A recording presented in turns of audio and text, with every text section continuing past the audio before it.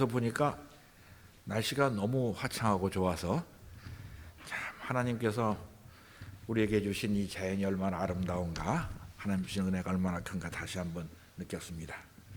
오늘 우리가 본 고린도후서 5장 18절 말씀에 서두에 사도 바울은 그래서 모든 것이 하나님께로서 났다 이렇게 선언합니다.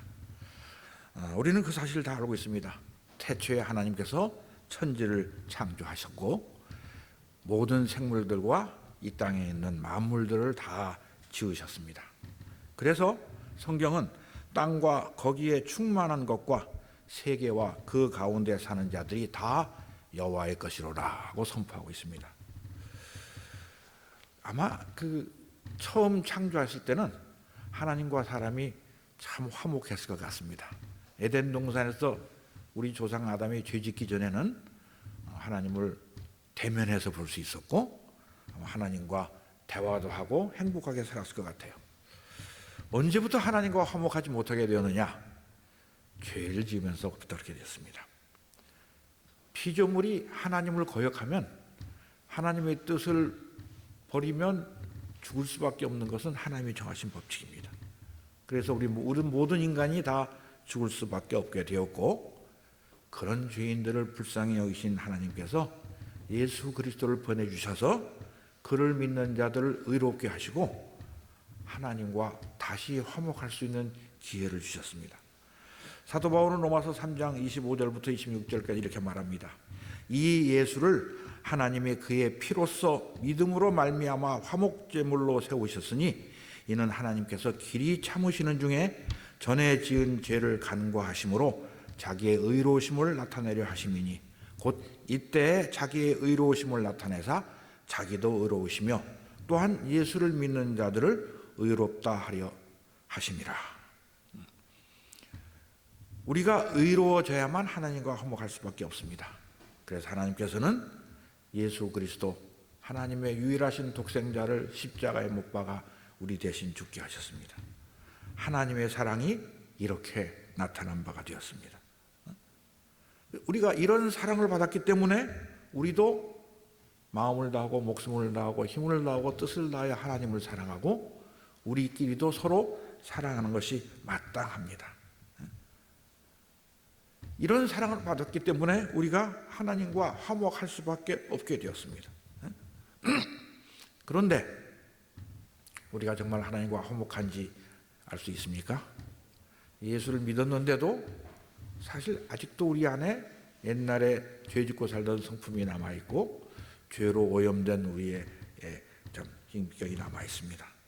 그래서 사도 바울은 우리에게 너희는 하나님과 화목하라고 명령합니다. 20절 말씀 한번 보겠습니다. 그러므로 우리가 그리스도를 대신하여 사신이 되어 하나님이 우리를 통하여 너희를 권면하시는 것 같이 그리스도를 대신하여 간청하노니 너희는 하나님과 화목하라. 죄인인 우리는 하나님과 화목할 길이 없었습니다. 하나님께서 먼저 우리를 사랑하시고 예수 그리스도를 이 땅에 보내셔서 화목 제물로 삼으시고 하나님과 화목할 수 있는 길을 열어주셨습니다. 그건 하나님께서 하시지 않으면 우리는 하나님과 화목할 길이 없었습니다. 그러나 이제 바울은 우리가 또한 하나님과 화목하게 되어야 된다고 말하고 있습니다. 우리는 무엇을 해야 할까요? 우리 안에 있는 그 옛 성품, 옛 사람, 죄로 물들었던 성품을 죽여야 됩니다. 사도 바울은 골로새서 3장 5절에서 이렇게 명령합니다. 그러므로 땅에 있는 지체를 죽이라. 곧 음란과 부정과 사욕과 악한 정욕과 탐심이니 탐심은 우상 숭배니라. 이것들로 말미암아 하나님의 진노가 임하느니라. 여러분, 우리가 예수 믿고 구원받은 것은 거저받은 하나님의 선물이고 하나님의 은혜입니다. 근데 예수 믿고 난 다음에 우리 안에 남아있는 그 옛 성품, 음란과 부정과 사욕과 악한 정욕과 탐심 같은 것은 우리가 죽여야 됩니다.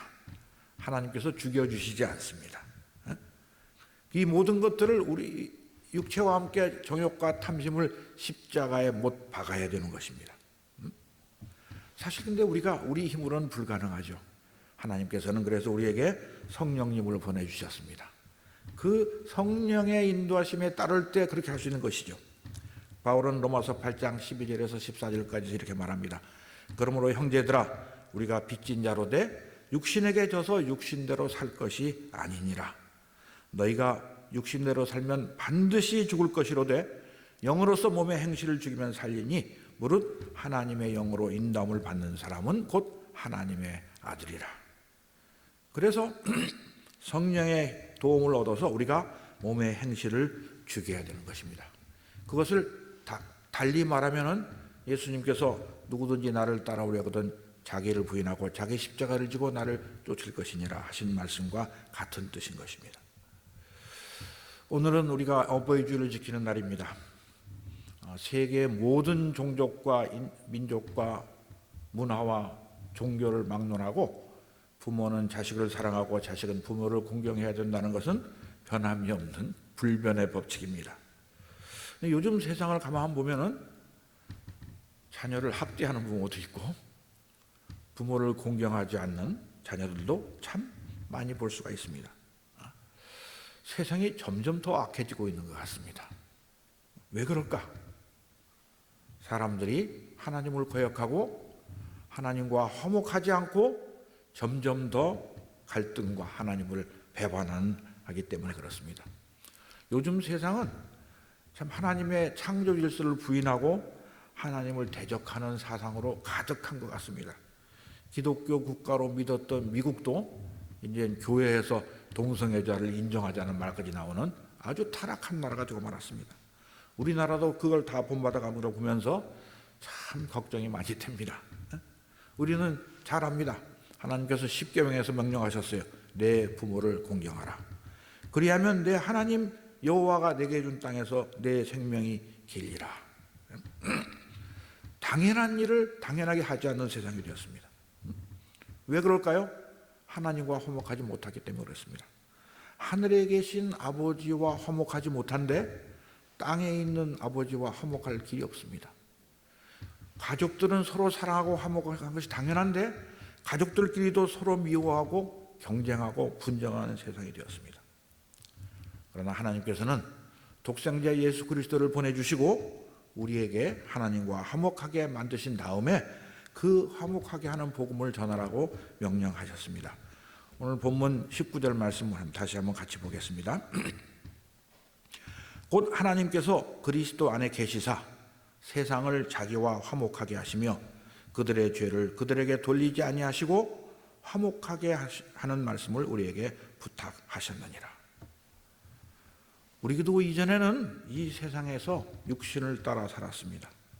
그러나 이제는 예수 그리스도를 믿음으로 말미암아 옛사람을 십자가에 못 박고 그리스도의 말씀에 의지해서 의와 진리와 거룩함으로 지으심을 받은 새 사람이 되었습니다.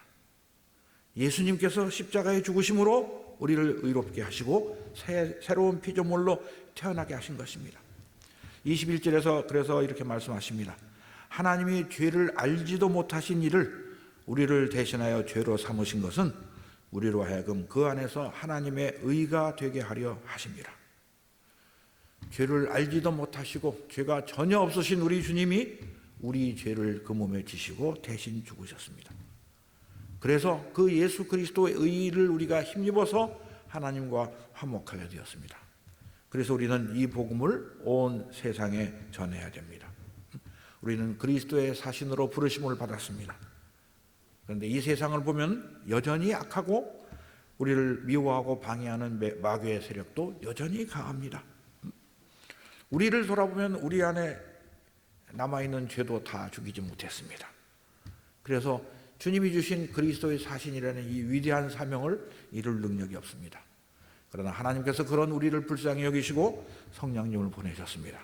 오직 성령이 너희에게 임하시면 너희가 권능을 받고 예루살렘과 온 유대와 사마리아와 땅끝까지 이르러 내 증인이 되리라고 말씀하신 대로 성령께서 우리 안에 오심으로 연약하고 무능했던 우리가 주님의 권능을 받아서 이 사명을 가능하게 할 수 있는 그리스도의 제자로 부르심을 받은 것입니다.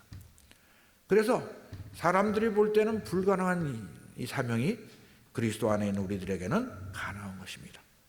하나님의 약속은 얼마든지 그리스도 안에서 예가 됩니다. 아니요 함이 없습니다. 우리는 그래서 이 땅에서 예수 그리스도의 사랑을 깨닫고 하나님 아버지께서 베풀어 주신 그 은혜와 사랑이 얼마나 더 큰가를 알아야 됩니다. 세상은 우리를 미워하고 우리를 핍박해도 그리스도 예수 안에 있는 하나님의 사랑에서 우리를 끊을 수 없다는 사실을 믿어야 됩니다. 우리 같이 로마서 8장 35절에서 39절 말씀을 보겠습니다. 로마서 8장 35절에서 39절 말씀입니다. 누가 우리를 그리스도의 사랑에서 끊으리요? 환난이나 곤고나 박해나 기근이나 적신이나 위험이나 칼이랴. 기록된 바 우리가 종일 주를 위하여 죽임을 당하게 되며 도살당할 양같이 여김을 받았나이다 함과 같으니라. 그러나 이 모든 일에 우리를 사랑하시는 이로 말미암아 우리가 넉넉히 이기느니라.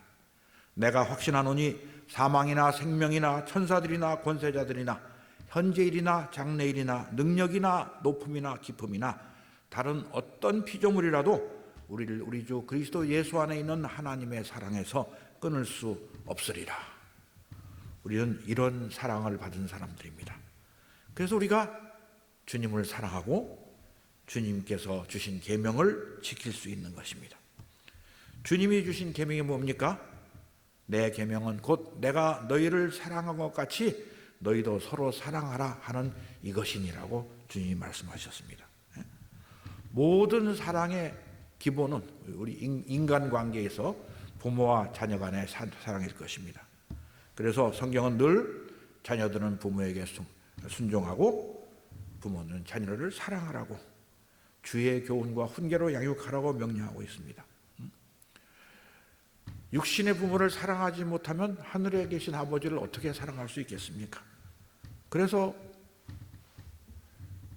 사도 바울은 약속 있는 첫 계명, 부모를 공경해야 우리가 이 땅에서 우리의 생명이 길고 복을 누릴 것이라는 하나님의 약속을 전하고 있는 것입니다. 자녀들을 키우시는 분이 계실 것 같습니다. 아마 자녀들에게 효도를 받고 싶은 분은 안 계실까요? 다 그럴 것입니다. 자녀들에게 효도를 받고 싶으면 우리의 부모님을 공경해야 됩니다. 자녀들은 제가 길러보니까 부모가 하라는 대로 안 하더라고요. 부모가 하는 대로 합니다. 부모가 악하면 자녀도 악하고 부모가 신실하면 자녀도 신실합니다. 그래서 우리는 우리 자신을 돌아봐야 됩니다. 하나님께서 천지를 창조하시고 천지 만물을 주재하시는 분임을 내가 정말 믿고 있는가? 우리 주님이 시작이요 끝이요 우리에게 영생을 주시는 그분임을 확신하고 있는가? 주님을 사랑하며 주님의 계명을 지키는 것이 나를 위해 사는 것이 맞는 것? 아니면 여전히 지금도 자기를 사랑하고 세상을 사랑하고 돈을 사랑하고 쾌락을 사랑하는 것이 행복이라고 믿고 있지는 않는가? 이 세상의 권력이나 재물이나 힘을 의지해서 사는 것이 옳다고 여기는가? 자기를 부인하고 자기 십자가를 지고 주님의 뒤를 따르는 것이 옳다고 믿으시는가? 하나님께서 우리에게 성령을 보내주셔서 하나님과 화목하게 하셨습니다. 그리고 이 화목하게 하는 복음을 전하도록 우리를 예수 그리스도의 사신으로 삼으셨습니다. 그 시작은 먼저 우리가 부모를 공경하고 자녀를 사랑하기 시작해서 우리의 형제들과 이웃을 사랑하고 교회를 사랑하고 나아가서 원수들까지 사랑할 수 있게 되는 것입니다. 그것이 바로 하나님께서 우리에게 주시는 화목하게 하는 복음입니다. 오늘 우리가 야외에 나가서 즐거운 시간을 보낼 것 같습니다. 그 생각을 하면서 하나님이 처음 창조하셨을 때 우리 이 대자연은 얼마나 아름다울까 한번 생각을 해봤습니다. 우리가 지금 보는 자연은 너무 오염되고 사람들이 망가뜨려놔서 좀 아름답지 못한 부분 참 많습니다. 특히 요즘에는 중국에서 황사가 너무 많이 날아와가지고 숨쉬기도 힘든 경우가 많이 있는데 사람들이 손대지 않은 자연은 여전히 아름답습니다. 아마 에덴 동산에서 그 자연은 우리가 보지 못했으니까 어떤지 상상할 수도 없겠습니다만은 말로 표현할 수 없을 것이에요. 그러나 우리 인간의 죄로 말미암아 땅도 저주를 받았습니다.